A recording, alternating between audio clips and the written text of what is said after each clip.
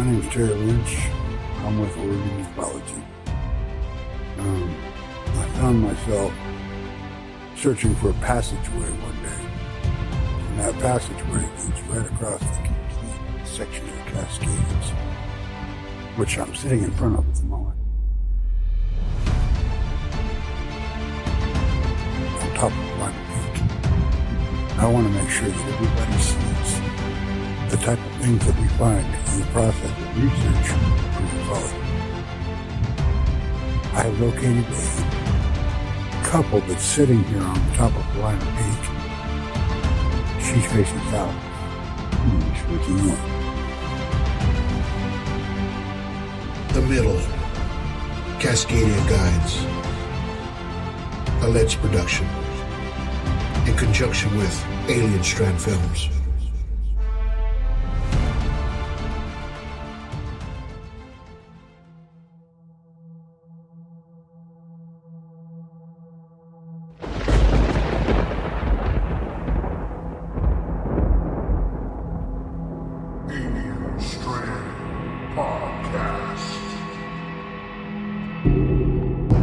Those sort of marks, is that pretty typical of what contact experiencers have on their body after an event? Certainly involving abductions. There have been many cases of triangular marks, circular marks, and other types of strange marks which are inexplicable.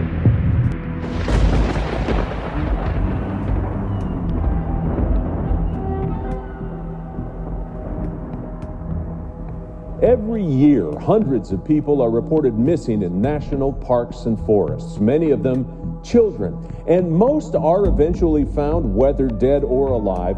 But a small percentage of the cases, some right here in Oregon, are never solved. The mystery those cases present has one man wondering if there's a common denominator behind the disappearances that have search and rescue crews continuing to scratch their heads.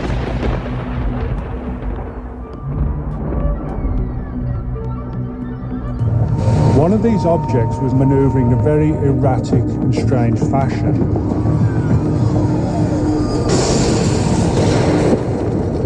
And it suddenly exploded in the sky, showering all this strange wreckage down into the harbour.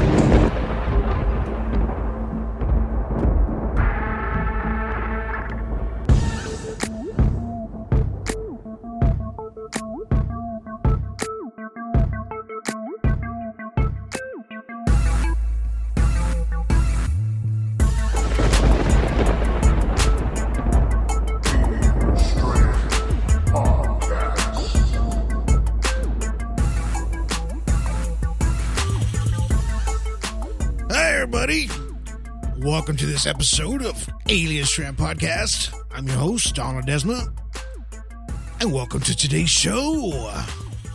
Man, we've been doing a lot of shows lately, man. I really appreciate everybody listening, because right now we're just doing an audio podcast. We didn't go video today.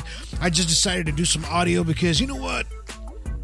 I'm just bringing it back a little bit like when I used to do it from the beginning, right? I used to tell a lot of stories and just kind of get intrigued of everything that's happening out there in our skies and everything around there, this is like in space and debris that falls from the sky, and people, are always recording UFOs every day, and it's all over our Facebook. Now, if you're listening today, you're listening on 26, 27 platforms. Catch us on iHeartRadio, Spotify, Spreaker, like you're listening to live right now. You are live on Spreaker. Thank you for listening. And, you will catch us on a bunch of platforms, man. And actually, tonight, I believe I will be going live on the video and audio podcast. So you might get a 2-for-1 today, man, for your audio listeners out there. Now, remember, you can always play Alien Strand Podcast on Alexa. So if you want to ask Alexa to play Alien Strand Podcast, she'll play some Alien Strand. Now, we had some past podcasts with Mr. Terry Lynch last week. That was a pretty good one. We talked about how to record, UFOs up in the sky, and how to catch them with your cameras, with your professional cameras, even with your cell phone cameras. We even gave you some apps out there that you can actually download. They didn't pay us for anything like that, but we like to throw it out there because you know why? If you're new to ufology, well, welcome to ufology, but this is a great tool for you guys to learn ufology and learn how to just catch a lot of these things up in the sky, right? With your cell phones. Most everybody just gonna have a cell phone, but me, man, I like keeping a handy dandy, nice zoom camera with me at all times, because not all the time your camera's going to do very well at night, especially with your phones. I know iPhones are great. Even the new Galaxies and new Androids and then the new Google phones that are coming out, they're actually starting to do some great cameras. But you got to remember, there's a lot of small parts inside of that camera, and it's not like a professional camera where you got a bigger lens. You got better mechanisms. You got a bigger processor chip. So in other words, you're able to pull in the light from the darkness. In other words, up in the sky, with your cameras, when you're trying to, especially, man, have you ever tried to catch a photo of just the moon? I don't know. I've seen people's photos out there, man. They're just amazing photos. I'm like, wow, that's a great photo. How'd you do that? I try to do mine's just glowing, and you can't even make out the moon. You can't even make out the craters, and a lot of people are using these awesome professional cameras too. Now, there's amazing software out there that'll help you out as well, but that'll help you do that too, to get a great image. But it's a lot of work to not just take the photo, but to analyze them yourselves, right? And that's what we do at Alien Strand Disclosure Project. We try to analyze these things ourselves. Now, if you're new to ufology, we have a group called Alien Strand Disclosure Project. They're on Facebook. Now, it's a private group. Just look for it. I'll throw a link on this podcast on there as well. Now, if you guys want to join that, this is for learning ufologists or people that are really into ufology. If you're a troll and you're going to talk crack and smack and all that, whatever, forget it. Don't even bother, because we're not going to deal with you. You know what I mean? And if you decided to do that and become a troll, I feel sorry for you on 100 other groups that we're going to block you out of as well. Now, we're not here just to give you a hard time about that, but we just frown on the trolls, man, because we're trying to learn ufology, and there's a lot of new people out there that are trying to learn, and when they catch something, they're excited about it, right? I know I was the first time I caught something on my camera. When I talk here on this podcast, I speak just not by just talking about it, but I speak by example, because I do record a lot of crafts with my phone, with my professional cameras, things like that, and I'm able to throw it out there to you guys so you guys can see it. And I actually analyze a lot of photos on Alien Strand Disclosure Project, right?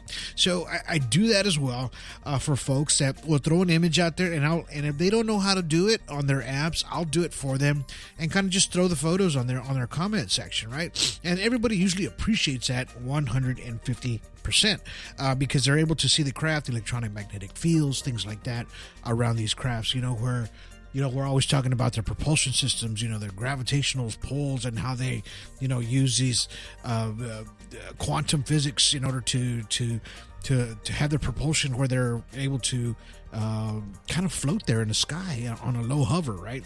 And me and Terry talked about that a lot. But on this last podcast, we're talking about other UFO crafts that were out there. A couple of videos that we were analyzing.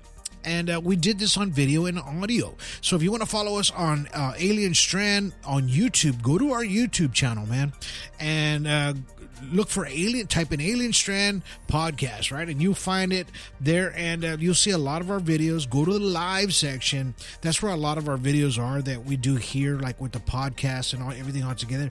It'll be all in the live section. Now, there's a surprise on there on our YouTube channel. Now, we did throw the movie The Middle, our first documentary.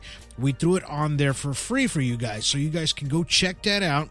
And it's going to be on there just a short time. We'll be taking it down probably by the end of this week, all right? So please go check it out and give us some views. Give us a like and subscribe, and we want you guys to watch it, but at the same time, click us a like and subscribe, and just give us some comments on it, some feedback on if you enjoyed it, things like that. Please don't be ugly, be courteous, and we appreciate like everything that you guys do, and just share it too, so you can share it yourself. And that movie was everybody's really enjoying it. I think right now, I just barely put it out about a week and a half ago, maybe 2 weeks. Got about 700 hits already, pretty close. That's pretty good, for people that are sitting out there watching it for free, right? Because, hey, you can pay for it on YouTube, on other channels and platforms, Amazon, things like that. Now, speaking of that, we're going to have our new film, The Middle Part 2, CE3, that's going to be coming out here shortly, within a week or two, on Amazon Prime. Be looking out for that film. That's going to be the second part to The Middle Part 1, right? Because I hate to be a spoiler for you, I kind of leave you hanging in the first movie. So, and it starts off where I left you hanging on the second movie, all right? So, and these are documentary films, so please pay attention to all the content that's on there, because it's in there for you guys to learn, right? That's what we're trying to do. We're trying to teach you guys ufology at the same time.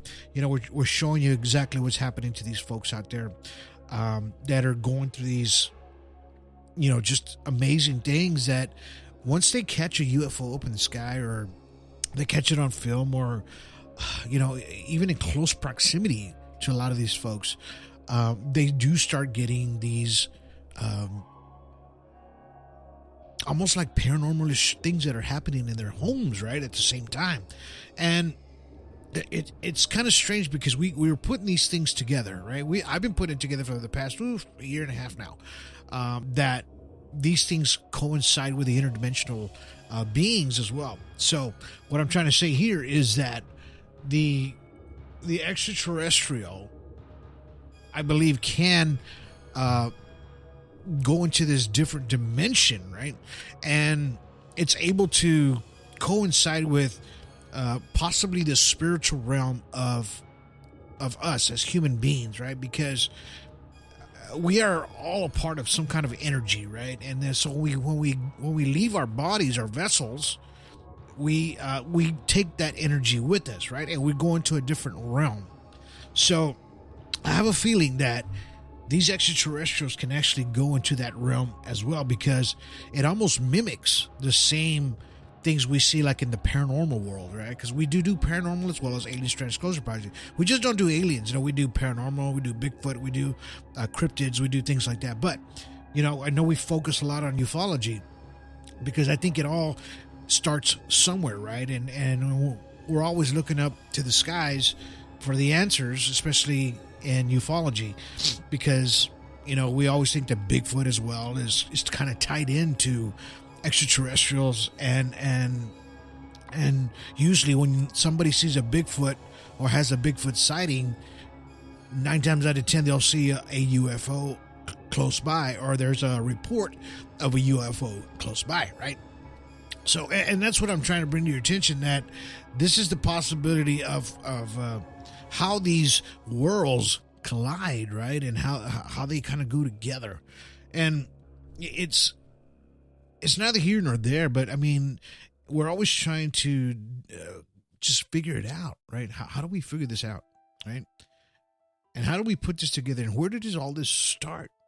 And there's been sightings since the beginning of human existence, as far as record keeping, right? Because human existence has been around for more than 300,000 years already. They have figured that out already, right? Because I had a podcast in the past talking about, the Homo sapiens, talking about, the Neanderthalic people from 200,000 years ago. And there was still folks 100,000 years before that.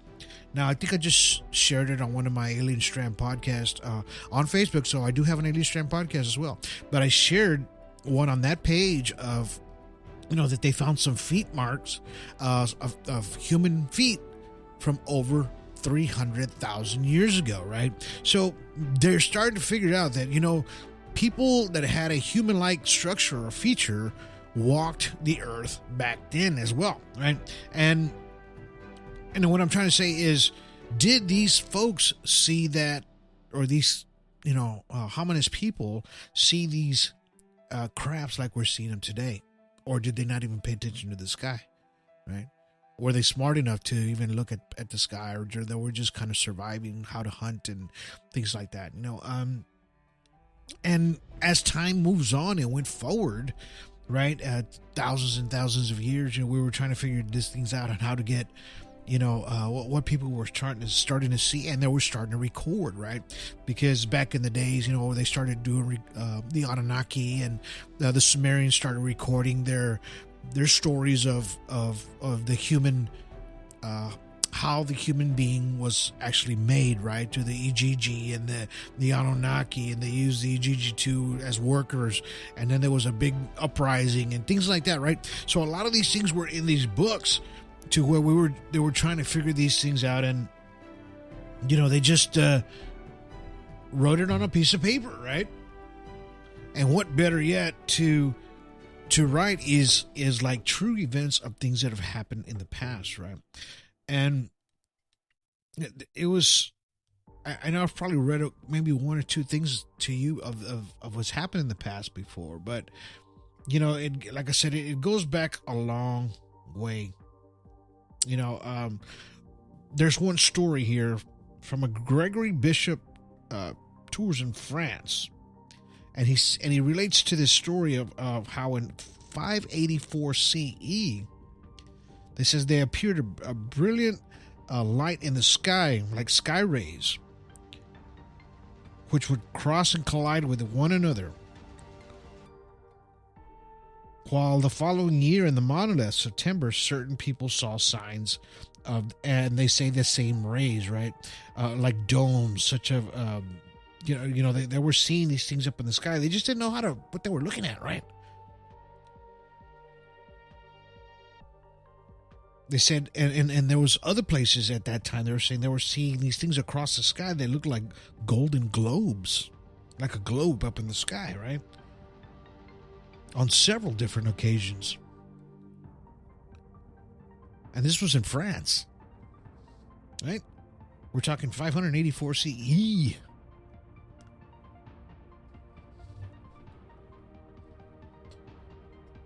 So they're already starting, to record a lot of these things that they're starting to see up in the sky, right?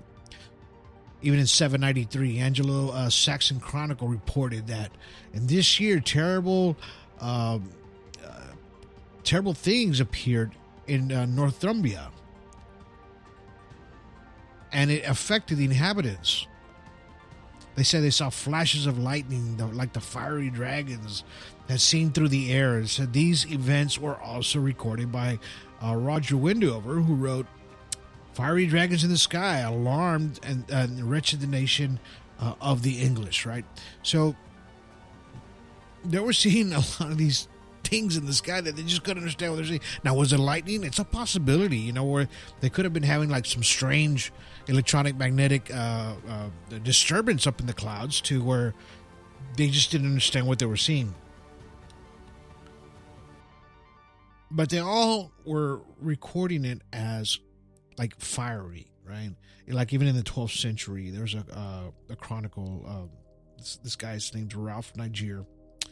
It said in March 1170, in Essex, in England, he said a large dragon was seen up in the bourne from above the earth, right? Through the air, he said. The air was kindled into fire, motion, and burnt a house, reducing it to the other outbuildings to ashes. In other words, it caught some houses on fire. And I believe I told you that one before, And these are the things that happens to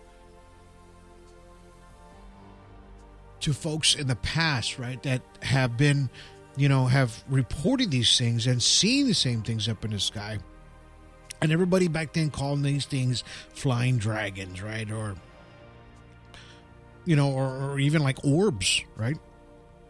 I think there was one that says in 1528, Wolfhart reports in Holland that it was under siege by strange and cruel sight that was seen in the sky. It says, it was directly over the city, yellow in color and fearful and beholden. It says, in the morning of April 4th, 1561, blue and black and blood red balls along with discs, and blood red crosses that emerged from two huge black cylinders battled together in the skies over Normandy, Germany. This was in 1561. Okay, so they're seeing, they don't even have no balloons or things like that yet. You know, it's just, they're seeing two things battle up in the sky. What does that? You know, and we always try to figure out, you know, what these people were trying to see back in those days.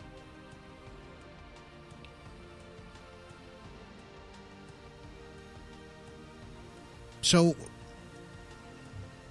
and the best way that they can write these things down was like it's a fiery and it's a dragon, or, you know, these discs or orbs or globes. You know, it was the best way for them to describe what they were seeing.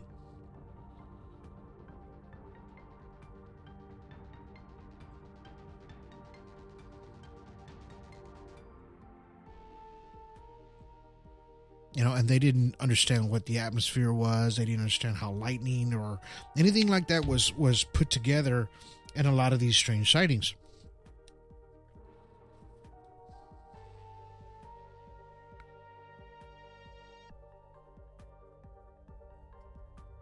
Now there's a painting actually of that actual battle that happened there in Germany on April 4th, 1561. Nuremberg. So you've seen it in a lot of like these History Channel, UFO documentaries, things like that. It shows like a sun.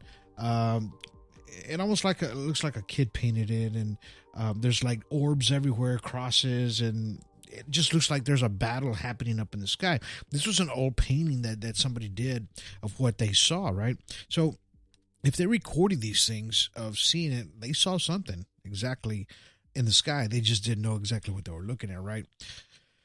And back in those days, you know, they just, how did they figure these things out? You know, how do you put those things together? How do you put those things together in your mind of what you're actually looking at back then, not now?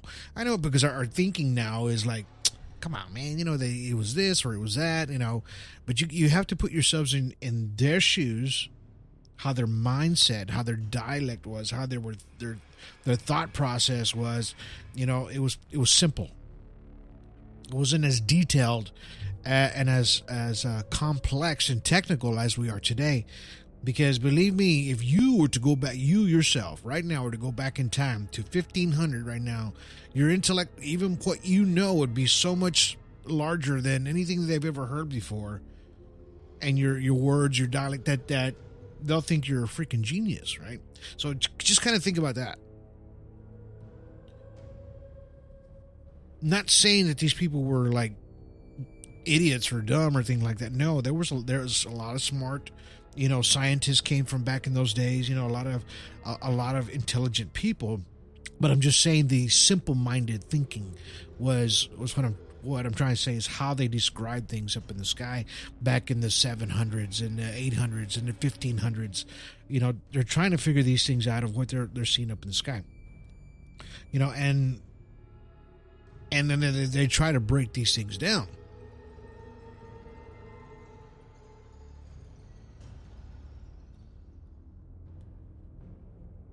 Now, as time goes on, we end up pushing forward, and then we start thinking, well, once our time came to start noticing these things from 1947, you know, actually before that, I believe in 1943. So these things were starting to come into play a little bit more for us to start paying attention a little bit more, right? Our 20th century dialect and intellect start coming into play to where we start thinking, well, these ain't dragons up in the sky. we've already started making airplanes, things like that. We were just barely getting into later on, like maybe 20 years later, getting into the space program, right? But we were already getting there. But things didn't go forward until 1947, right? Because you got to remember, I always say this, and I've said it in a past podcast,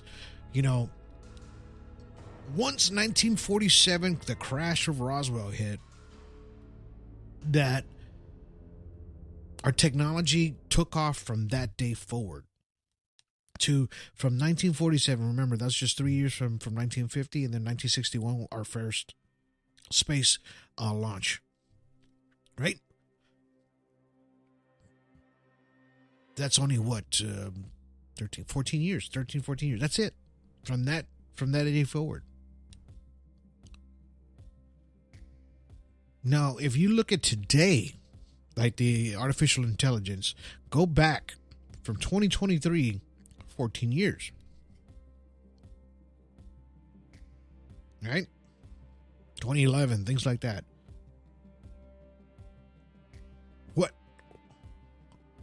How much have we advanced from that day to today? As far as our cell phones, our technology has grown ever since, right? It's just constantly stepping forward 10 steps at least every year. It's not like, we're going super slow, like in this, from 700s and then next 100 years in the 800s, they're still in a wagon. You know what I'm trying to say? Is the thought process wasn't there to go forward, and the technology wasn't there. Nothing was there yet. Nothing was set in place. Still fighting with swords, with bows and arrows and everything that they could find back in the day. Now, what I'm trying to say, from 1947 on, our technology shot forward extremely fast. Why? Because whatever was inside that craft, what they've talked about before, they said the inside of that craft had almost like fishing string all inside of it that was controlling this whole craft. So, thus, we get our fiber optics from, right? They said it looked like a fishing string with a light that was controlling this whole ship with some kind of huge ball or square that was in the center of this, on the bottom of this ship, that was the brains of everything, right? So, which we call processors today. It was processing everything, and it was sending all the signals to the ships. Now, what does a processor do in your computer? It's the main CPU of your computer or your phone or anything. Everything has processors now. So it controls all the information that goes to this entire thing that you have in your hand or in front of you, that controls everything, right? But you are the ones, as I'm talking about as human beings, are the ones that put the processing chip together. In other words, we feed it the information, just like AI. We feed that information in it, so it can actually perform these tasks a lot faster than what we can today, that they could back in the day, right? So these processors are doing it for you. How they figured it out? Through the crash, 1947, everything like that. It pushed everything forward, right? Tenfold, man. I'm telling you, this is exactly what happened. Because there's no difference of why it took from 700 to 800 to 900 years for these folks to not even get on board to them. They're still using bows and arrows and flints and things like that, right? Until the 20th century hit. Early 20th century. So these are the changes that were made.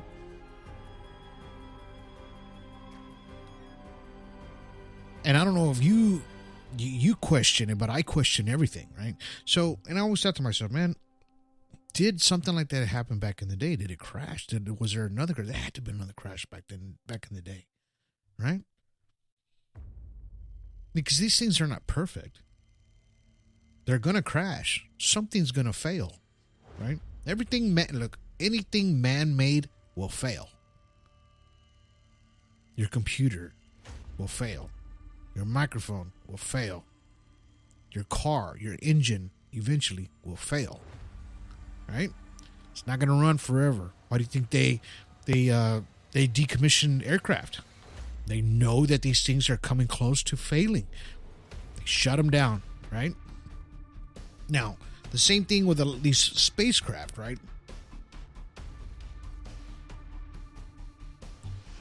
They're gonna fail. Nothing is perfect, right? So, and that's because I'm talking about man-made things, but even extraterrestrials, they have fault as well, right? Because they crashed, apparently. We've shot these things down too before.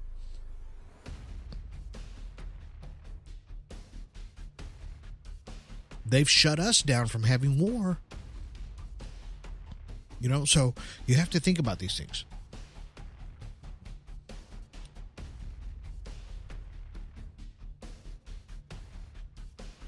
We're moving forward only because they showed us these things from the very, very beginning of time. Like I talked about in my Patreon. So if you go to our Patreon site, you know, there's a couple of podcasts that I have that's not available to everybody. It's only for Patreon listeners. If you go there, you'll see what I was talking about on a lot of these podcasts. I think I had one here too.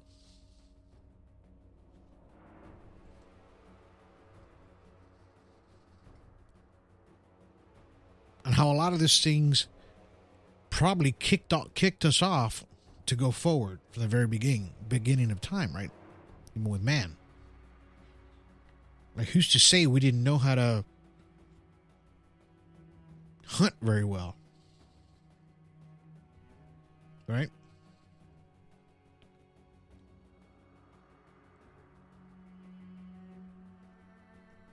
You know, and they probably showed us a lot of things back in the day. I'm just hypothesizing here now. It's not like I know, or it's not like anybody knows really in reality, because if you really think about it, everything we've all written down, it's all written down by man. Everything. So, and we always try to figure these things out of how the beginning of man started, the beginning of everything started, right? And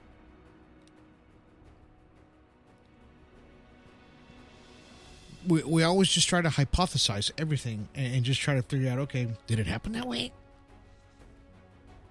Maybe some did. You know, there was a lot of witnesses to a lot of things that happened, right? And that's why they wrote these things down. The Book of Enoch, the Anunnaki with the Sumerians, the Bible. It was all written by witnessed events, right?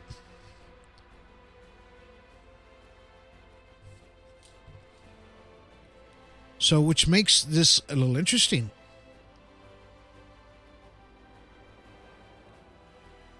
Now, speaking of witnessed events, there was this post I threw out there on Alien Strand Disclosure Project and on Alien Strand Podcast there on Facebook. So it was called The Mystery of the Blue Stones from Heaven that fell in Africa, right? It was the year 1990, and tried to find out whether in Congo, a region north of Sierra Leone in Africa, there was a diamond-rich site. Italian geologist Angelico Pittoni was sent during that trip. The geologist received from Fula Chief, the Fulani tribe, some of this. They saw some of the strange blue stones that they had, right? Said the stones themselves had a striking blue color with whitish colored veils running through them. And these stones were something, he goes, I had never seen before. While I had experienced geology, I I couldn't identify what the material was, Pittoni said. When he returned to Europe, he took the stones to the Geneva Institute of Natural Sciences and the La Sapienza University in Rome, as well as different laboratories in the Netherlands, also in Tokyo, Japan, and in Fredericksburg, Germany, to analyze these stones. The surprise were major when he was told that the blue stones didn't correspond to any known mineral. He says the tribe people claim that the stones came from visitors who came down from heaven. So the stones were known by the sky stones.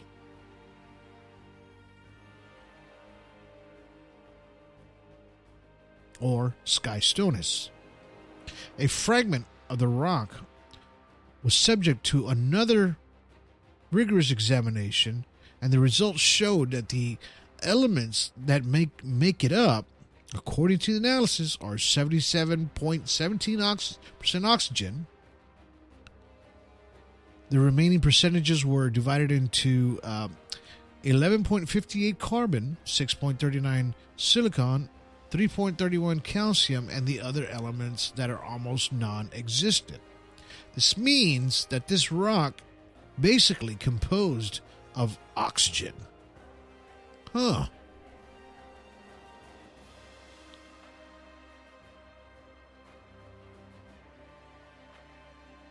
Later, they would discover the molecular formula of the mysterious compound called C17H2403. On the other hand, its carbon dating ingredients of the stone had been on Earth for at least 2,500 years through 17,000 years ago. While almost every element of our planet comes from outer space, the rarity of this blue stone has captivated scientists, collectors, and amateurs.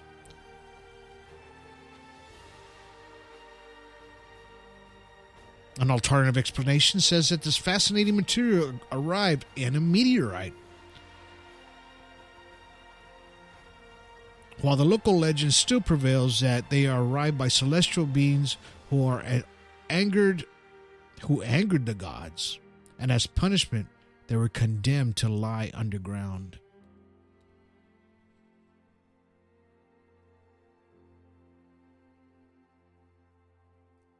Beautiful blue stone.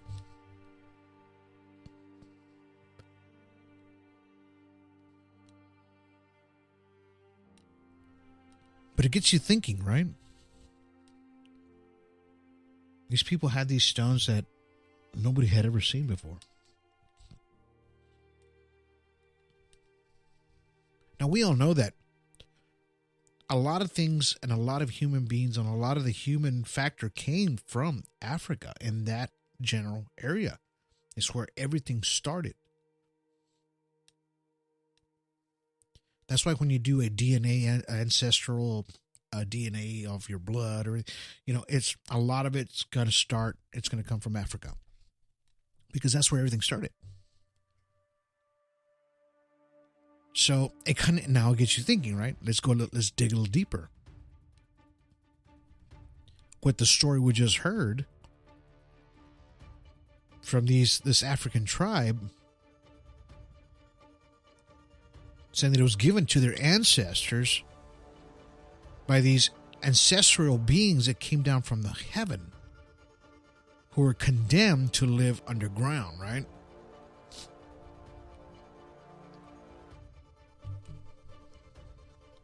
So there's your aha moment.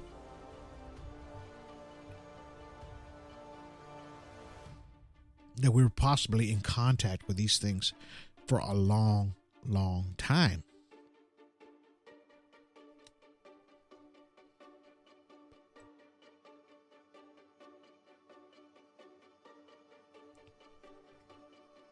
I mean, why not be in contact?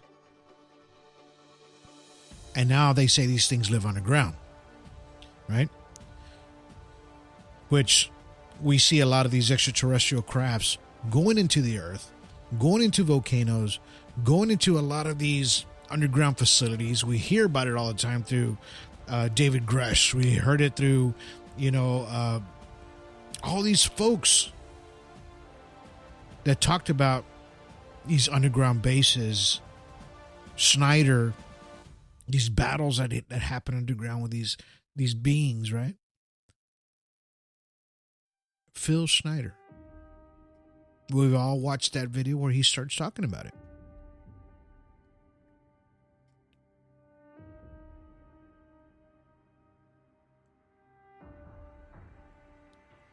And we have so many people coming out now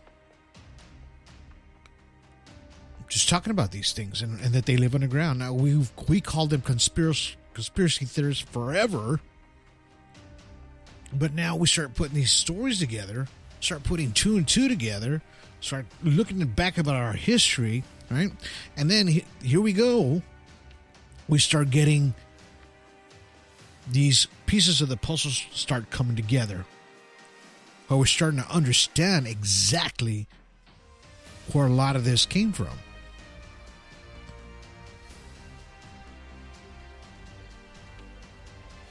And it came from outside our planet.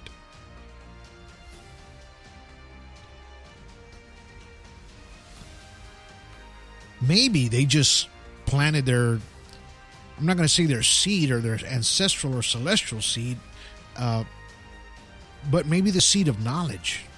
Maybe we were already here, right? They just helped. And the only reason I say that is because if they're the ones that made us, we would be looking just like them, right? And we don't.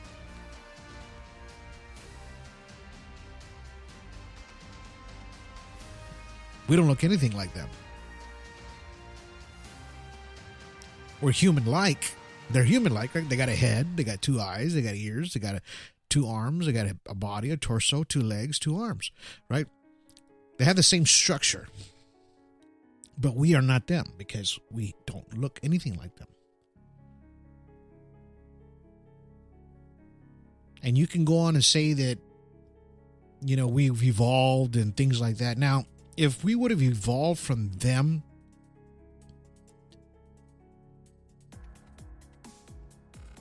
then why haven't they evolved? Is my question, right? Because if we already evolved, how come they haven't? Why do they still look the way they do? Talking about the Greys here. So you can't use that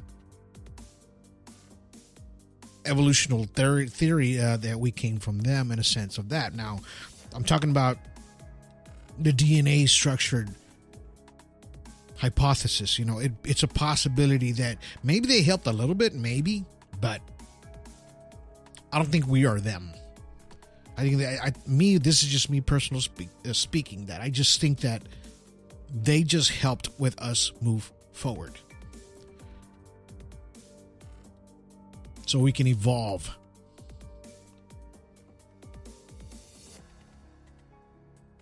Technologically, right? And move forward and get off this planet as well as they have.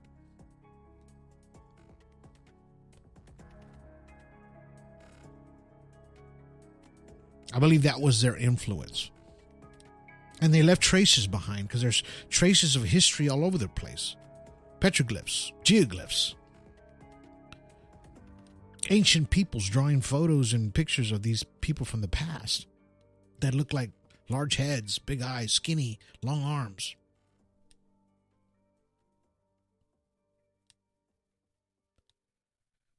They drew photos of these things. They couldn't take pictures because they didn't know how. It was just they had to put it on a rock. And they put it inside of a cave, mind you. Because they knew it would last out of the elements. So we would be able to find these things later in life.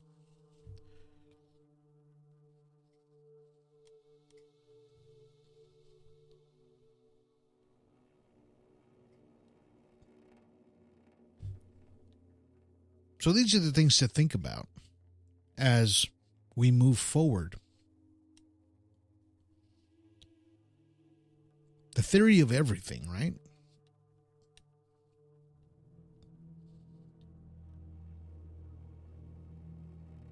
But we're not going to lose our will to say, we're still going to be looking for you in our skies. We still want the answers. And like I always say, are we going to get it? I don't know. Maybe. Maybe we will. Maybe we won't.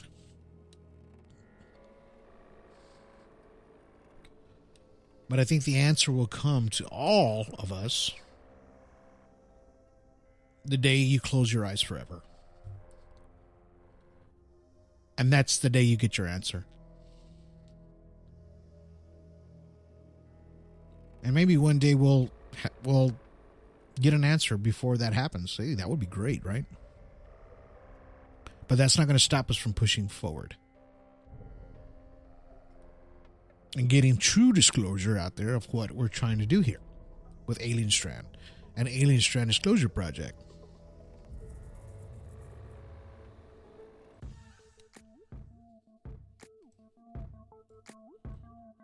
Hope you guys enjoyed listening to this podcast today. It was my pleasure to give you this amazing information, right? Because that's what it is. Hope you learned something today. You know, I did. I always learn something every time. Every time I'm not just because I'm telling you these stories, but I'm learning as I'm going, because my mind just is going 100 miles an hour. And I'm thinking outside the box, right? Because that's what I do. And I hope you guys do too, man. Just kind of think outside the box, question everything, and just kind of, make your own judgments and hypotheses of things that you think that it's a possibility. Now, you don't got to believe me. No. I just go out here and I just kind of throw you the information. And then from there, you figure it out, right? Because that's what we do. Catch us on 26, 27 platforms, iHeartRadio, Spotify, man, Spreaker. Thank you for listening today live. We are live, man. That's the best way to listen to it, I think. We're on CastBox. We're on Apple. We're on everywhere, man. Don't forget, catch your movie The Middle, and The Middle 2 is coming out as well. I hope you guys really enjoy the content that's coming from Alien Strand Podcast. If you do like this podcast, please give us a thumbs up, a like, share it with your friends out there. Go to our YouTube page, click us a like and subscribe. Don't forget, go check out The Middle, because at the end of the week, I'm shutting it down, so you get to see it for free, man. Hey, you can't be free, right? Free, man. Go check it out. I really like you guys to go see it. And before part 2 comes out here on Amazon Prime, because that one is not going to be free, and that one's going to be an actually paid one almost for a whole year. All right. So just kind of be prepared for that one until it comes out on Tubi TV. So, but until then, you guys have yourselves a good day. Have yourselves a good evening. And have yourselves a good night.